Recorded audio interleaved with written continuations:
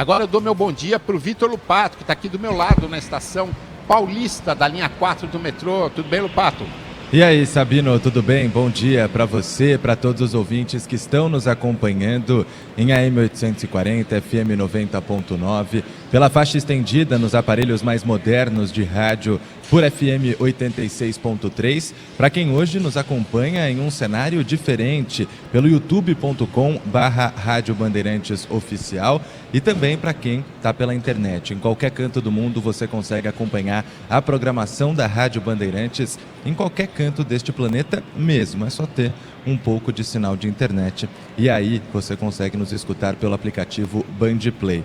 Sinal de internet, Sabino, que está difícil lá no Rio Grande do Sul. Muitos dos nossos repórteres, uma grande equipe que o Grupo Bandeirantes de Comunicação mobilizou para esse momento, que ontem mesmo o governador Eduardo Leite definiu como histórico e que ficará marcado como um episódio triste na história do Brasil. Você trouxe os números e a operação de resgate, que está sendo chamada de Operação Taquari 2. E por que Taquari 2? Porque o Vale do Taquari, em setembro do ano passado, também já sofreu muito com um temporal. E agora, novamente, é uma das regiões mais atingidas no Rio Grande do Sul. São mais de 44 mil pessoas que foram resgatadas na Operação Taquari 2. Neste momento, a grande preocupação é porque o número de municípios atingidos continua crescendo bastante. São 340 municípios atingidos, 214 trechos em 68 rodovias com bloqueios totais e parciais. Isso entre estradas e pontes, o que dificulta muito o trabalho de resgate. As equipes não conseguem chegar aos pontos onde as pessoas continuam ilhadas. Em alguns momentos, o Corpo de Bombeiros demorou mais de 2 dias para chegar até famílias que estavam precisando de resgate. São 14 mil militares e agências envolvidos, 2.180 viaturas e equipamentos de engenharia, 42 aeronaves federais, estaduais e também de outros estados. São Paulo, por exemplo, encaminhou alguns helicópteros para contribuir no resgate das pessoas que mais precisam e 243 embarcações. A voluntariedade do povo brasileiro lá no Rio Grande do Sul também é um dos pontos mais importantes para que essa operação dê certo. São muitos os voluntários que estão colocando a vida em risco para ajudar os vizinhos, os familiares, os parentes e até mesmo pessoas que não conhecem. Nós vamos então agora a Guaíba, na região metropolitana de Porto Alegre, de onde fala o repórter do Grupo Bandeirantes de Comunicação, Douglas Santucci. Douglas, bom dia. A gente falava sobre voluntariedade das pessoas, a solidariedade que todos têm e o trabalho voluntário que está sendo feito em todo o Rio Grande do Sul. Como que está a situação por aí em Guaíba? Olha, aqui em Guaíba a situação realmente, principalmente em relação ao que você disse agora, é impressionante. São muitos, mas muitos voluntários trabalhando, atuando para que a população seja atendida. Guaíba está sendo uma fortaleza em meio a essa tragédia, de tantos voluntários, material chegando, alimentos e também roupas, cobertores, todos que estão chegando aqui, né, até a cidade de Guaíba estão sendo acolhidos. Os abrigos estão muito cheios, alguns lotados realmente, mas eles estão se esforçando para abrir novos espaços e ter aí esse atendimento ao público. Eu até vou explicar para quem está nos ouvindo, nos acompanhando, que aqui tem um barulho muito grande. A cidade de Guaíba, várias partes estão com um apagão de telefonia. Eu mesmo não, a gente não conseguiu fazer ligação por celular, né, a ligação normal. Então eu tive que vir até um lugar, passar em frente aqui. Eu vi que tinha um gerador nessa loja e imaginei que seria algo aí, algum serviço essencial. Então parei e perguntei. E eles têm Wi-Fi, então por causa disso que a gente está conseguindo ter contato. Eles tiveram que contratar um serviço de gerador, que eles prestam serviços para hospitais e outros órgãos essenciais nesse momento. Então, com esse gerador eles conseguem ter Wi-Fi e é assim que eu estou me virando por aqui. Sempre que eu vejo um gerador, eu já vou mapeando para a gente conseguir ter uma comunicação. E por uma coincidência muito grande, para quem nos acompanha pela live do YouTube, né, e para quem não nos acompanha eu vou descrever, aqui atrás tem um caminhão, né, que está com material em cima também. Essa é a sede da companhia de água daqui, né, e por causa, aqui também o serviço é muito essencial e olha como que eles estão conseguindo manter o abastecimento de água. eles desceram a parte de trás do caminhão, né, sem a parte da frente, porque está tudo alagado, com geradores. Aqueles 2 geradores são responsáveis pela manutenção do serviço de água aqui na cidade de Guaíba. A cidade ficou vários dias sem água e com a ajuda, então, desses 2 geradores, com essa engenharia que eles fizeram aqui, né, de descer só a parte de trás do caminhão, que não tem como colocar lá, está tudo alagado, eles conseguiram reestabelecer a captação de água do Lago Guaíba e que nesse momento está em 500 litros por segundo. Por causa disso, então, foi restabelecido o serviço de água aqui na cidade de Guaíba. Captura aqui a água, sobe para a estação de tratamento, realiza o tratamento e distribui para as casas. Então, só para vocês terem ideia, a gente está hospedado numa casa de uma família que nos acolheu também aqui, os hotéis estão todos lotados, e na casa dessa família não tem luz elétrica, né? Então a gente vai até a casa de uma outra família, deixa os equipamentos carregando. Ontem, inclusive, quando a gente foi deixar os equipamentos carregando, tivemos a boa notícia de que a água tinha retornado para essa casa, e eles então ofereceram aí a oportunidade da nossa equipe tomar um banho quente. Então, aos poucos aí está voltando. Nessa casa que a gente foi deixar os equipamentos, então, já tem água e já tem luz, né? O sinal de internet oscila muito também, eles não conseguem contar com isso. E na outra casa a gente tem aí água, não tem luz elétrica, mas também tem o nosso espaço lá que eles estão garantindo para que a gente possa fazer essa cobertura. Então é isso, os moradores vão se virando como podem. Esse morador que está sem luz, ele conseguiu puxar uma extensão de um vizinho da rua de trás para conseguir manter pelo menos o refrigerador. Então são pequenos sinais que a gente vê desse voluntariado, né, dessa conexão entre vizinhos, entre amigos, os moradores. O filho deles está o dia inteiro, né, fazendo resgates de jet ski, de barco, de caiaque. Então a gente vê uma cidade inteira mobilizada para tentar ajudar o próximo, né, que está aqui também sofrendo, e as equipes que estão trabalhando. Douglas, conta uma coisa pra gente. É Sabino, bom dia para você, parabéns pelo trabalho aí. Bom dia. Aliás, na semana passada a gente dizia o seguinte: nesses momentos é que a vida de repórter se prova, né? Porque os repórteres vivem o que você está vivendo aí. É a possibilidade de não ter acesso a um banho quente todo dia, é conviver com falta de luz, é buscar um ponto onde se possa comunicar com a sede da emissora, dificuldade em absolutamente tudo quando não está dentro d'água efetivamente. Mas, Douglas, eu queria saber de você como é que está o tempo aí, o que você pode nos dizer sobre o tempo?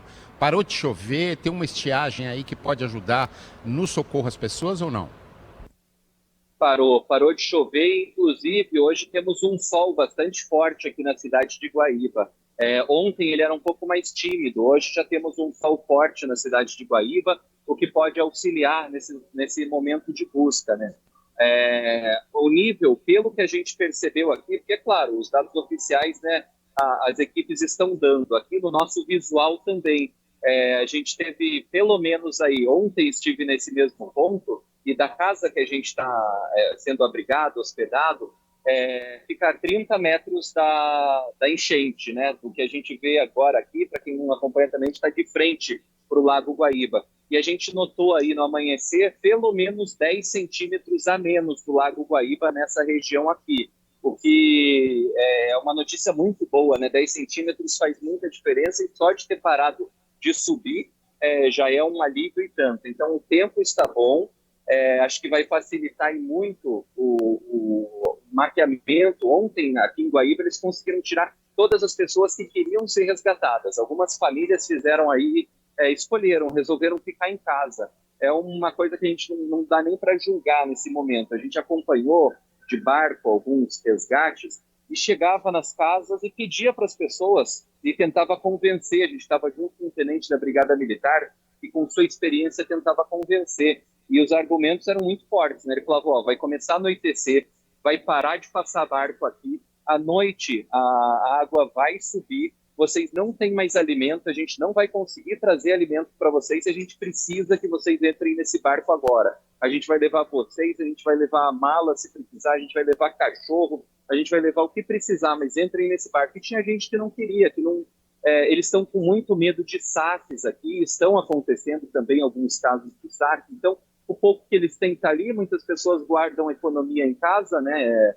por mais que seja tudo que tem 600, 700 mil reais, então não quer levar para abrigo, é uma situação complicada, a gente não consegue nem julgar nesse momento essas pessoas que ficam em casa, mas é um risco muito grande. Outras pessoas foram convencidas, entraram no barco e a gente conseguiu acompanhar e levar até o socorro e até os abrigos. Então é uma situação complicada, mas hoje acho que boas notícias aí. Aos poucos os serviços essenciais estão sendo restabelecidos, os abrigos estão conseguindo suportar a demanda, a necessidade, e a água, pelo menos aqui, já é um indicativo de toda a região, baixou cerca de 10 centímetros, o que é uma excelente notícia em meio a esse cenário.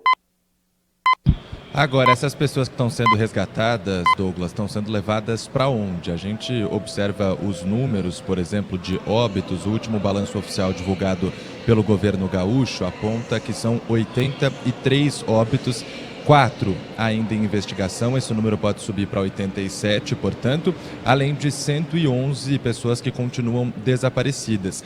Guaíba, a cidade em si, não tem nenhum óbito confirmado. O trabalho que está sendo feito nos abrigos, ele está sendo bem feito? E como que está funcionando esse resgate e para onde essas pessoas estão indo? Está sendo muito bem feito. Existem muitos voluntários que, de forma bastante organizada, estão fazendo, por exemplo, você tem em cada ponto de apoio uma lista do resgate. Então, a cidade de Eldorado está 95% embaixo d'água, as pessoas estão conseguindo contato, pelo menos, com o celular. As operadoras estão funcionando por lá. O que dificulta muito é a bateria, já que está sem eletricidade. Mas, pelo menos, essas pessoas conseguiram entrar em contato com o pessoal de Guaíba e citar, estou na casa e preciso de resgate. Daí o barco tinha um direcionamento, ia até Eldorado, pega, traz até o ponto de apoio aqui em Guaíba. No ponto de apoio já tem uma alimentação e um apoio imediato.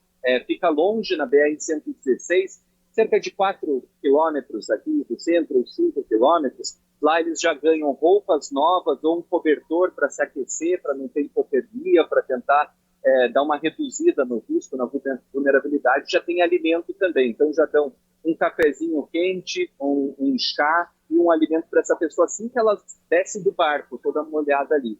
Elas são colocadas, então, em caminhões ou ônibus e trazidos para onde a prefeitura, existe uma central na prefeitura, onde esses funcionários indicarem.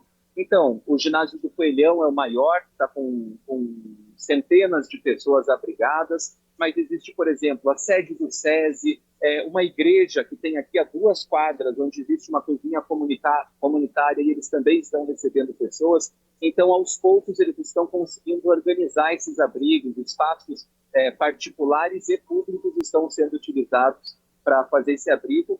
E daí, nessas centrais de apoio, por exemplo, na prefeitura, vai a pessoa e fala, eu consigo entregar 60 marmitas meio-dia, onde que eu entrego? E a prefeitura direciona e já avisa o local, já vai chegar 60 marmitas, não reserve mais, senão vai faltar para outro abrigo, e assim por diante. Então, onde a comunicação consegue chegar, está sendo um pouco mais facilitado, eles estão muito organizados aqui.